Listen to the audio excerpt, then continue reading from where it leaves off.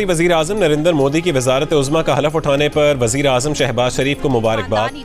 जो ये कह रहा था कि हम भारत के साथ ट्रेड चाहते हैं, उनके साथ अच्छे रिलेशनशिप चाहते हैं और हम उनसे लड़ना नहीं चाहते। इस वक्त एक खबर जो हमारे पाकिस्तान के हवाले से बड़ी अहम है, फॉर वट एवर रीजंस, बाकी दुनिया तो।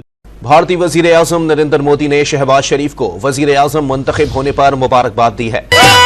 र्यूमर मिल चल रही है कि जी जो FDI है वो मुतासर हो सकती है, हमारे इंटरनल जो पॉलिटिकल इंस्टेबिलिटी है जो छोड़ दें। और वजीर आजम शहबाज शरीफ IMF से नया कर्ज प्रोग्राम लेने के लिए मुतहरिक और बामी तजारत और मईशत की बहाली और फलाह बहबूद के लिए हम अपने खारजा पॉलिसी को उस पर इस्तेमाल करेंगे और मुखालफों में कमी लेके आएंगे। पूरी दुनिया भी आपसे नाराज हो जाए, रुस जाए ना।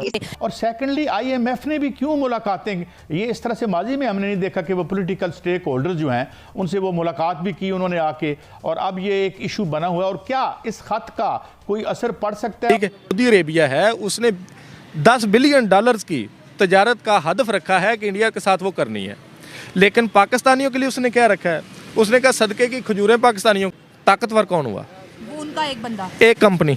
हमारा मुल्क जो है या जो हमारी शनाख्त है वो बकारियों की है। जी जी, ये बड़ी अफसोस ठीक है। करना पड़ता है। अब अगला मसला क्या है कि जब तक आपके पास मॉरल ताकत नहीं होगी, अवामी ताकत नहीं होगी, मेरिट की ताकत नहीं होगी, तो कौन मुल्क आपके साथ करे? जय हिंद, वंदे मातरम। दोस्तों पाकिस्तान के नए प्रधानमंत्री शहबाज शरीफ को पदभार ग्रहण करने पर PM मोदी ने बधाई दी है।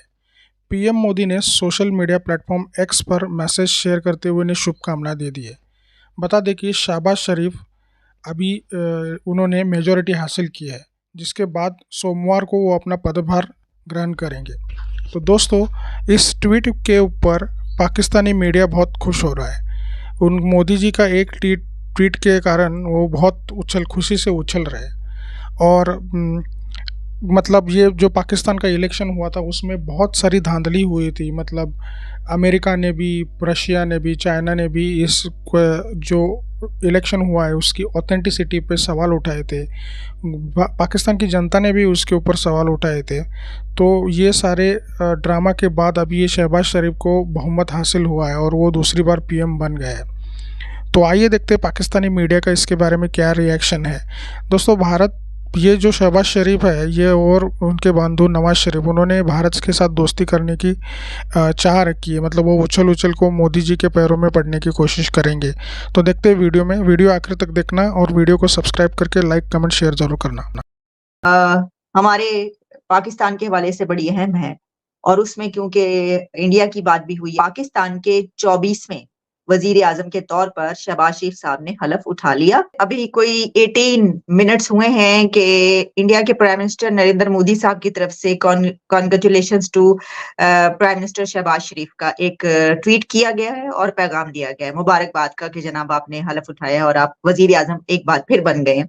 तो ये एक अच्छा जेस्चर आप देख रहे हैं कि इसके बावजूद के जो उनकी स्पीच है उसमें उन्होंने कोई बात ऐसी नहीं की कि जिससे ताल्लुकात बेहतर हों, रिलेशंस बेहतर हों। ये भी नहीं, इस पे डॉक्टर साहब तफसीली बात भी हो सकती थी ना कि चलें, अगर ये तो उनका है ही, जैसा आपने कहा कि ये तो उन्होंने कहना ही कहना था, लेकिन उसके साथ कहते कि जी इंडिया से हम तिजारत करेंगे, हम ताल्लुकात बेहतर करेंगे, ऐसी भी कोई बात नहीं की। लेकिन फिर भी एक हमसाया होने के नाते और एक जो दुनिया में रहने का तरीका है, उन्होंने बड़ेपन का मुजाहरा करते हुए उनको मुबारकबाद दी है।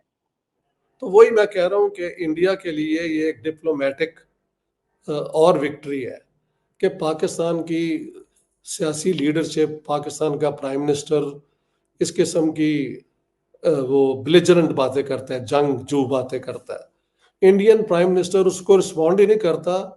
वो एक जो होता है डिप्लोमेटिक एटिकेट्स के मुताबिक मुबारकबाद दे रहा है, यानी he is ignoring what Shahbaz Sharif is saying, because everybody in India knows कि पाकिस्तान में ये ढोंग हमेशा रचाया जाता है, इसका कोई मकसद नहीं है। और ट्रेजेडी ये है कि ये कहने के बाद पाकिस्तान की सारी सियासत जो है वो हकीकत पसंदी से एक फरार की तरफ निकल जाती है। कश्मीर को हम ये करवाएंगे, हम वो करवाएंगे। तो वो पाकिस्तान की, इसे मैं कहता हूँ अपना, Pakistan is into cognitive dissonance. Cognitive dissonance का मतलब ये है कि अपनी हकीकत को अगर आप मान लें तो आपको तो समझ नहीं आएगी कि यार मेरे साथ क्या हुआ है। तो हम अब आंखें बंद करके आप एक और हकीकत बना लेते हैं अपने दिमाग में। Shahbaz Sharif and the Pakistani leaders are into that game and that's all. India ने अपना बड़ापन ही दिखाया है, ये कह के मुबारकबाद दे दी है। जो एक हमसाये का फर्ज है वो उन्होंने पूरा कर दिया। तो once again India is the winner. देखिए, मैंने बार बार कहा है, मैं इंडिया गया था ना लास्ट ईयर, तो वहां से यही पैगाम था कि पाकिस्तान को कहें we are not interested in you, we are now looking towards the rest of the world. आप जो करना चाहते हो करते जाओ। मेरी argument as a concern Pakistani origin political scientist ये है कि पाकिस्तान का सत्यानाश होने में इंडिया की दुश्मनी का बहुत बड़ा रोल है। और कश्मीर का इशू बेकार इशू है, जो हमको मिल गया 2-3 जंगों के बाद वही हमारा है, और जो उनके पास है वो उनका है। जिस दिन ये मान लेंगे बात आगे निकलेगी, वरना इट्स ऑल राइट। शहबाज शरीफ ने ये तकरीर करनी थी, तो बस ठीक है। अच्छा डॉक्टर साहब, जैसे आपने कहा, बड़ा अहम आपने पॉइंट उठाया कि फरार का रास्ता इसलिए कि असल में ये सब चीजें क्या है कि जो असल हमारा इस वक्त जो सिचुएशन है इकोनॉमी की, उससे फरार हासिल करने की, इसलिए कि कुछ कहने के लिए है ही नहीं, कुछ अच्छा तो है नहीं बताने के लिए, यानी ये कि इकोनॉमी जो है कहाँ है, क्योंकि वो तो अभी फिर वो IMF से कह रहे हैं कि प्लीज ये जो है हमें पैकेज दे दें। तो डॉक्टर साहब लेकिन इसके बावजूद उन्होंने एक और शोशा भी छोड़ दिया। वैसे तो वो इस तरह की चीजें, ये भी कहा जाता है कि जानबूझ के भी करते हैं, लेकिन उन्होंने ये कहा कि पाकिस्तान 2030 में G20 में शामिल हो जाएगा। आपको लगता है कि सिनेरियो ऐसा है कि वो ये करके दिखा देंगे? वंस अगेन हाइपरबोल, डिलूजनल का मतलब होता है कि हकीकत से फरार। भाई ये बताओ कि ये हमारी जो डेट जो हमारे पे बैठी हुई है, उसके लिए तो हम वो लोन्स लेते फिरते हैं, तो ये कहाँ से होगा? मुझे लगता है शहबाज शरीफ की जो मैंने रेपुटेशन सुनी थी कि वेरी क्लेवर मैन, कई जुबानें जानते हैं ये वो, लेकिन ये है वो महल्ला लेवल सियासतदान है जो इत्तफाकन पाकिस्तान के बहुत बड़े लीडर बन चुके हुए हैं, और वही पहलवानों वाली लॉजिक जो है ना ये इस्तेमाल कर रहे हैं कि हम ये कर देंगे वो कर देंगे। There is no responsible realistic argument backed by what he was saying. कैसे करेंगे? लेकिन अगर वो ये कमाल कर देते हैं तो फिर उनके सिर सेरा होगा। सच्ची बात है, हमें नजर नहीं आता, मुझे नजर नहीं आता कि ये कैसे होगा। जैसे कश्मीर पे उनकी ये तकरीर जो है हाइपरबोल है, वही ये इस इशू पे है कि हम G20 का हिस्सा बन।